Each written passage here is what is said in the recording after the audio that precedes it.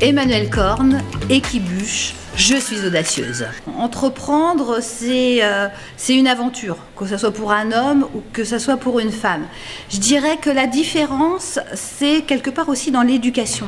Parce que les hommes, c'est des Robinson Crusoe, c'est des Robin des Bois, ils vont vers l'aventure, ils vont vers des défis. Une femme, dans son éducation, elle va plutôt être la bonne fée, la fée clochette. Donc, quelque part, il faut faire fi de ça, il faut aller plus loin, il faut dépasser quelque part l'éducation qu'on a pu avoir.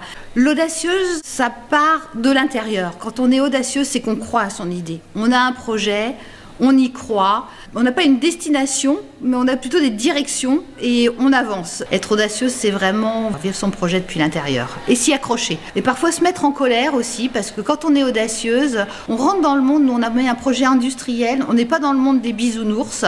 Même si on est des femmes, il faut qu'on se fasse une carapace, il faut qu'on se fasse une petite armure pour garder nos qualités de partage, d'équipe, mais aussi il faut se forger. Les femmes ont du savoir, elles ont aussi du savoir-faire et vous nous donnez l'occasion de faire savoir. Merci.